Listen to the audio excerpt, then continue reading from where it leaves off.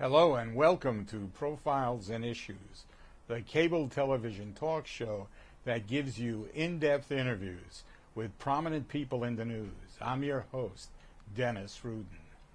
Our main topic for this program: what is the condition of our infrastructure in Westchester, and what is the county government doing to maintain and improve it? Our profile guest for this broadcast is MaryJane Shimsky, the Democratic Majority Whip of the Westchester County Board of Legislators, representing District 12. And now our profile.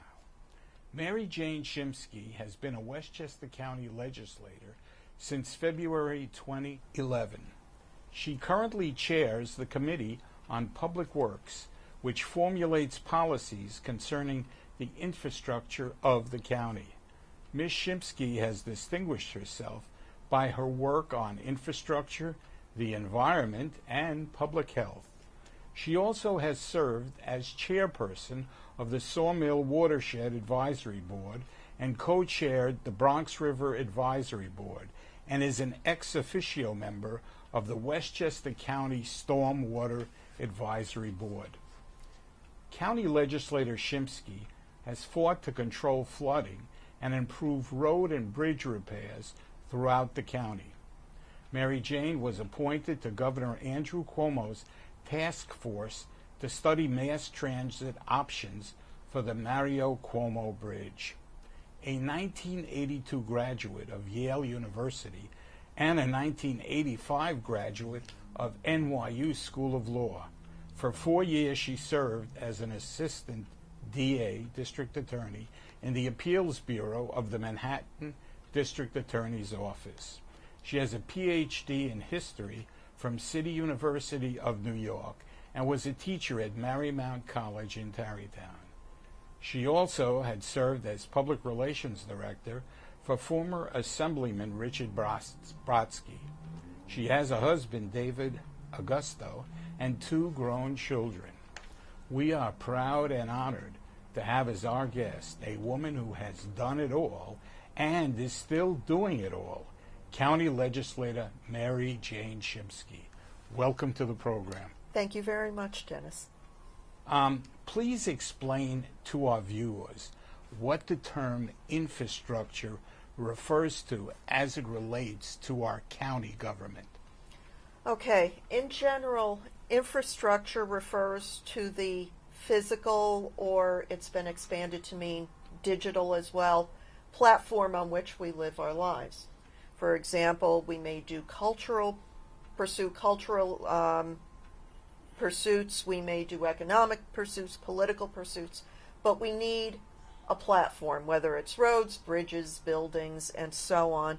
And digitally, of course, we need proper communications and storage of our information.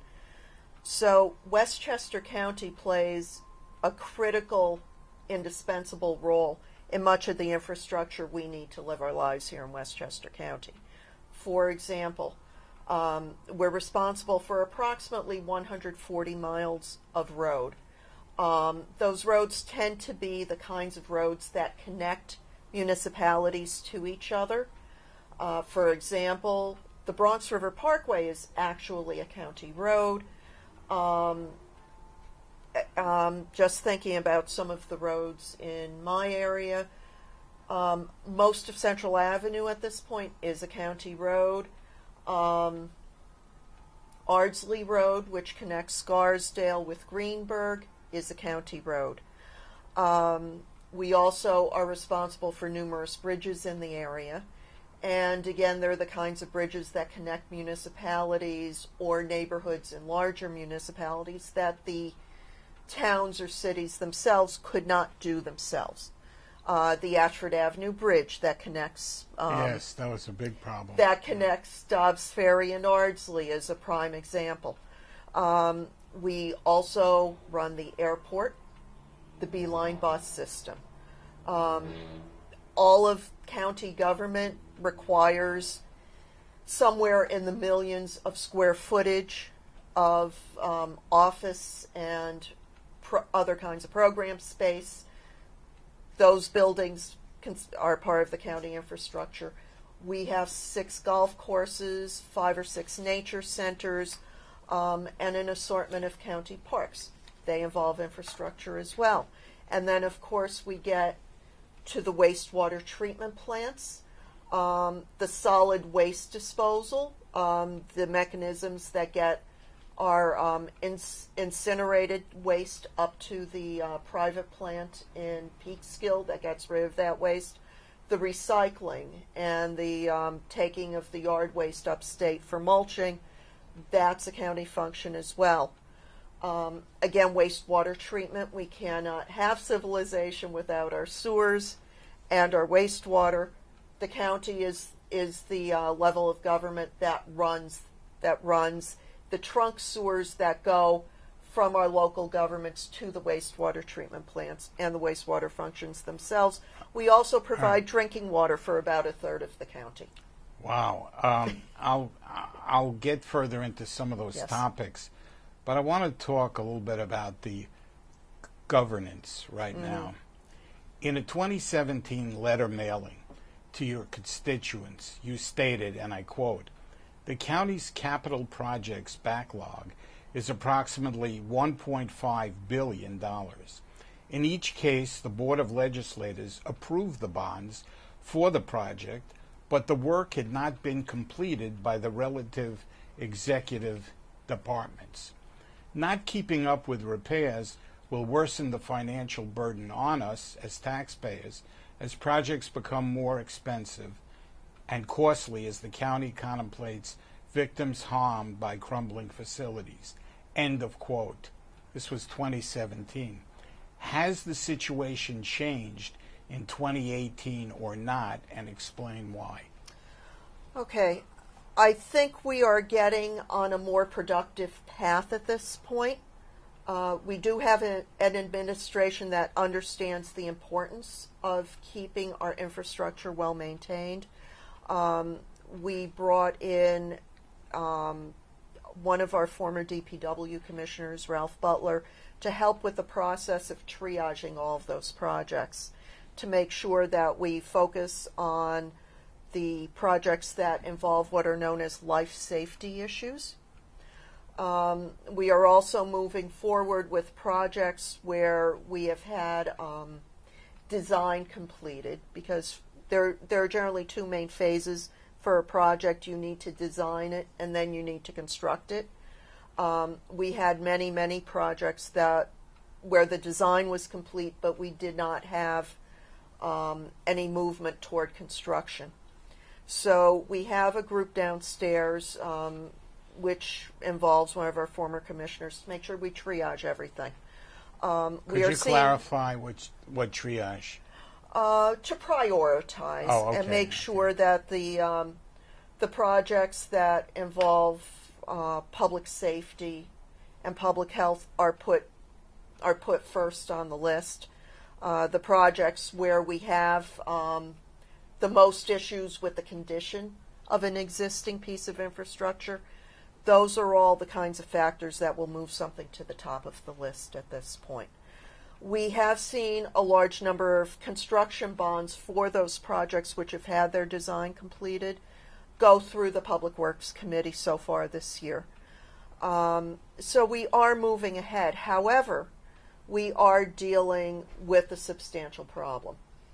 No matter what you do, there's always going to be a backlog.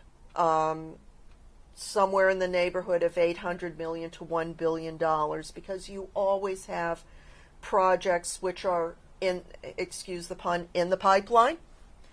So you've got projects that you've approved in your capital budget, but you haven't finished them yet.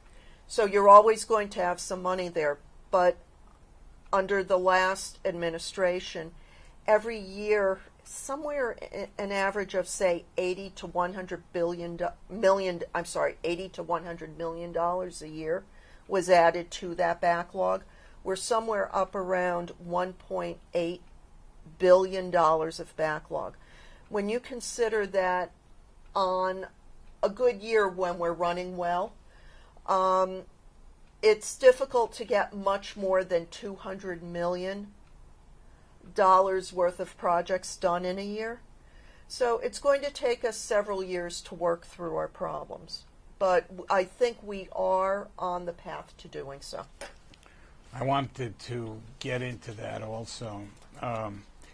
When the Astorino administration left office at the end of 2017, the county had a $32.2 million deficit, projected deficit of $28.7 million as projected by the State Controller's Office for 2018.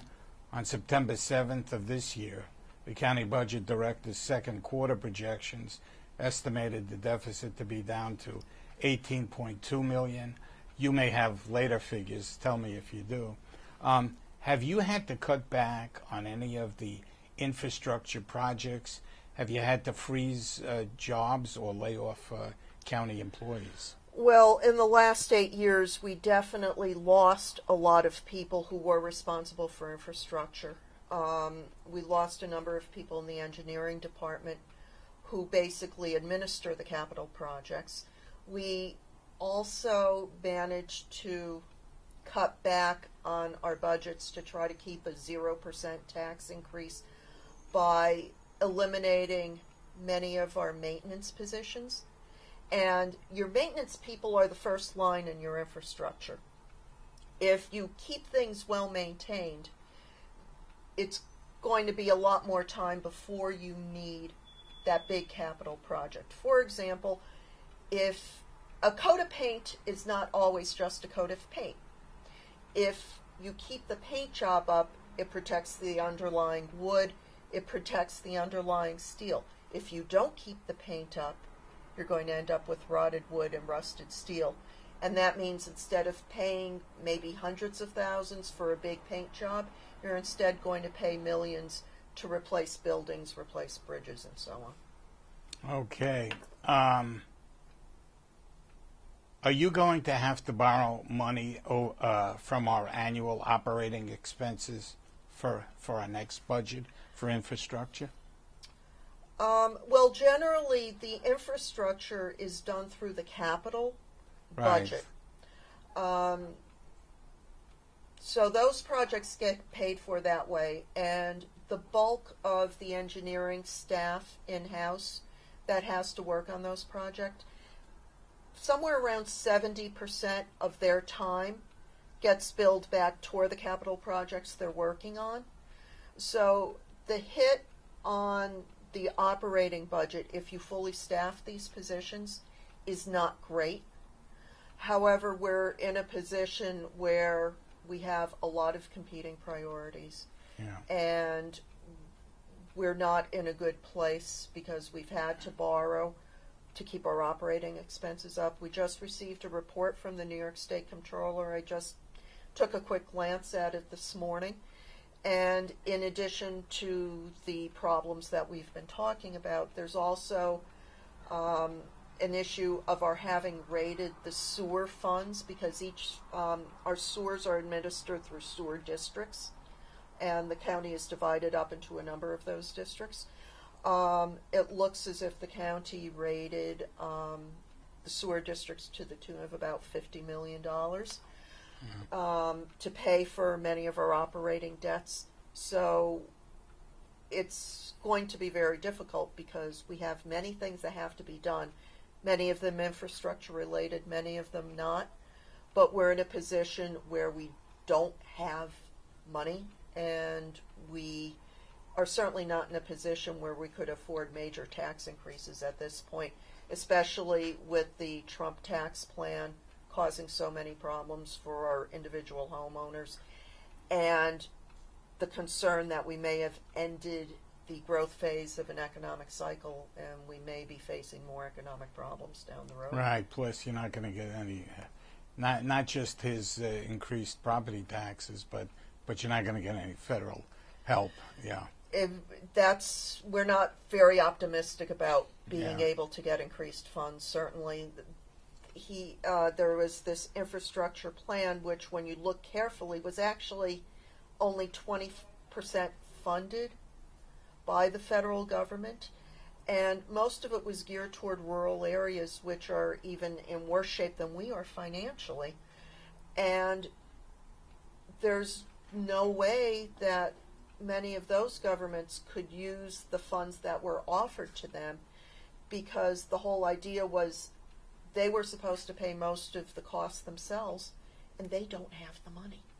You know, one of the things, and tell me if I'm wrong about this, but my perception at times, being a responsible person in government and wanting to please voters, is that people will say to you, you know, I can't afford my taxes to go up. On the other hand, if you don't put any money into government projects, it's like with your house. Mm-hmm. You know, you don't keep it up. It goes down, walls, everything. Am I right or wrong? So how do you get that? How do you find the common ground, and say to people? I'll give you a perfect example.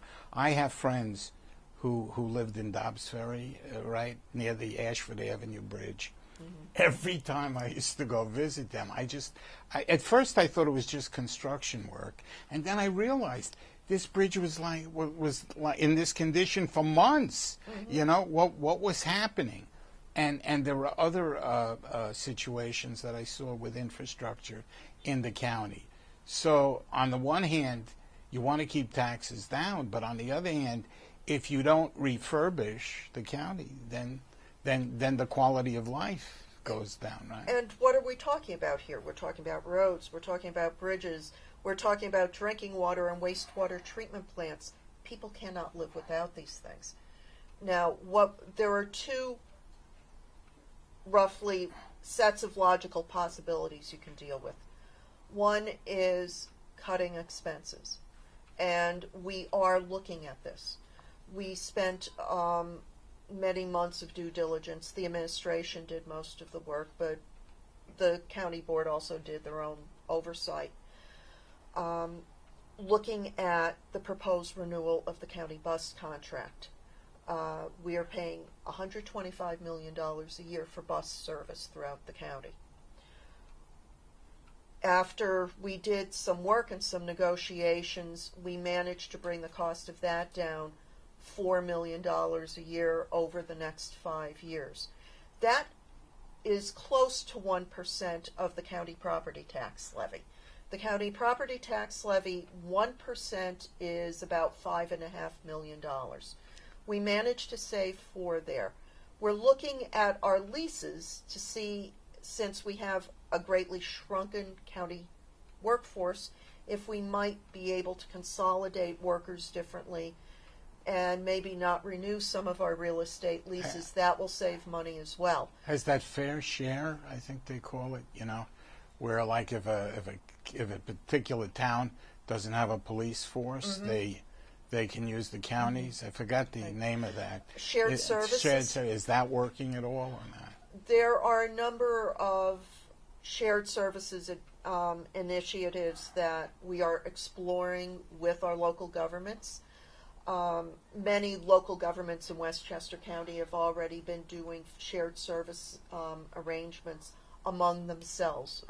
As a simple example, the villages in the town of Greenburgh contract with the town of Greenburgh, and they generally buy the asphalt for road projects together, and that does bring down the overall cost. You get volume discounts, and that helps save the town and the village taxpayers money.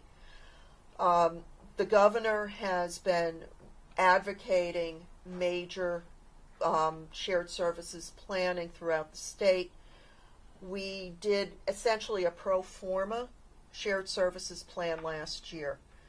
This year, new County Executive Latimer called meetings with all of the local governments.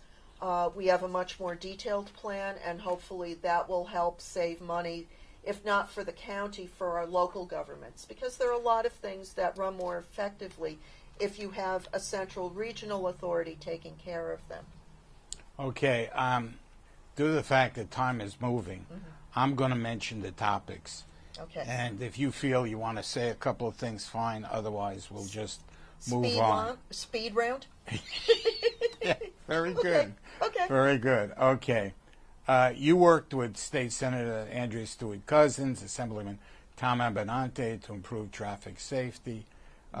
If you have to say, again, I'm going to mention them, and then afterwards you can decide which you want to comment. You worked on the Sawmill River Road, Lawrence Street, the Jackson Avenue corridors, Ashford Avenue Bridge we just spoke about. Now, what's this, the North and South County Trailway? Yes. One of the things that people enjoy the most when they move to the suburbs are trails, whether for walking or for hiking or for bicycling. And we have a county trailway system that runs down to the border with the Bronx and runs all the way up through the northern part of the county. It's divided somewhere in Mount Pleasant between North County and South County. The last major construction project on those was in the 1980s, and after 30-some years, asphalt roads really do fall apart. We've had a number of problems on the North County Trail as well. Parts of it were washed out during storms over the years, so it definitely needed a lot of work. Was there anything passed recently? Yes. We money? have a bond of over $8 million to take care of the North County Trail, a reconstruction project, pretty much soup to nuts. We also passed a $300,000 design bond to get work going on the South County Trailway. During my 7 years or so on the board, we've done various pieces of the South County Trailway, but there is one big stretch from La Lanterna Restaurant near the Hastings-Yonkers border all the way up to Route 119 in Elmsford that is becoming worse and worse. And I've been talking with the county executive's office and the Parks Department about expediting that project. All right, I want to move on. No, because that's something recent. And yes. Just one thing, because I know government is a bureaucracy at times. Mm-hmm. Once you bond, or once you start the wheel going, how long does it actually take until it gets into operation? Once we authorize bonding for most projects of, say, average to above average size, it's a good 18 to 24 months. Okay. You have to go to the financial markets. If you include design in there, you need separate bidding processes for the design and for the construction. And, of course, the work itself, both components, also takes a certain amount of time. And I just want to mention this. I want to move on to other things. A 14-month project safety enhancements over 500-foot bridge over Croton Reservoir in Yorktown. Yes. So you've been doing a lot of work. Now, spending on vehicle replacements, does that save money, or it's just that when the cars can't function anymore, you have to spend? And are we looking into electric-powered vehicles, or what? Well, once things go, you do need to replace them, but the question is, how cost-effectively do you replace them? Yeah. And we are very fortunate to have, as our first Deputy Commissioner of Public Works, Bud Nicoletti, who used to be DPW Commissioner in White Plains. He's really taken a lot of the basic principles in how we can save money, how we can share vehicles, how we might decide to get a slightly different type of vehicle which will operate more cost effectively. And he's been a real proponent of alternative ways of powering vehicles, getting more hybrid vehicles, looking into electrifying more and more of our fleet. Because certainly when you think about county vehicles, generally most of them run short distances on local roads, which is the perfect kind of job for an electric vehicle. Are the buses next year, are they going to be different, diesel or something? We hybrids? are switching over to hybrids. We run two different kinds of buses. One is your basic single bus, and then we have the buses that are double buses essentially, and getting those larger buses, they're 60-foot buses. We don't have strong electric technology yet, but we can get hybrid buses, and those are definitely going to save millions in terms of fuel and carbon footprint and public health in terms of particulates in the atmosphere. I know you don't chair this board, but being a county legislator, the current status on the future of Westchester County Airport, is it going to remain a fiduciary operation whereby, you know, the county government really hires a firm just to run it, or are they going to consider any portion of the proposed privatization plan? At this point, I don't think we're going to have any final decisions anytime soon on the airport. We have an awful lot going on at once, as you've heard. Yes, yes. And the airport brings a lot of complexities because you're dealing with the Federal Aviation Administration. It's massive. Issues. You're dealing with serious environmental issues. You're dealing with a lot of local relations issues with our local governments. So that's going to take a lot of time to sort out. I don't think that we're going to have any final decisions until well into next year. I have a feeling, because there's just a lot to think about with it.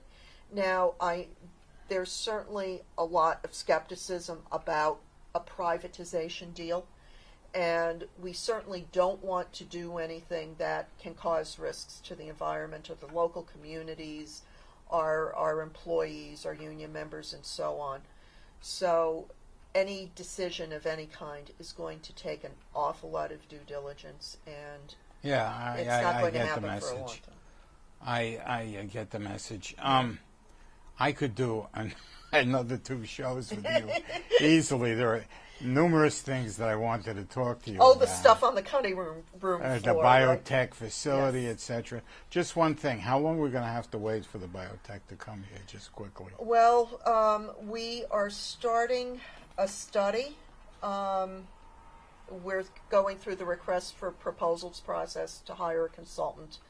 I think once the consultant gets up and running, which will probably be another several months, I think we're talking about 6 months or so for the study. Then we'll see what conclusions they've come to, and we'll take it from there. Yeah, because I had wanted to ask you about your role in that, but we have to save that for another show. Well, we certainly have a lot ready to go, so I'll be on anytime. MaryJane, thank you very much for coming on the show, and it's been a real pleasure, and we'd like to have you back. Oh, I'd love to be on again, Dennis. Thank you. I must say to our audience, this woman is the most busiest woman running from committee to committee. She's a real leader. Don't forget, you can view all of our programs on our website, profilesandissues.com, for free at any time. Either go to your computer or go to your iPhone, or Optimum Cablevision or Verizon Fios. You can email us at profile.issue@yahoo.com. My guest has been Westchester County Legislator and Democratic Majority Whip MaryJane Shimsky. This is Dennis Rudin saying so long for Profiles and Issues.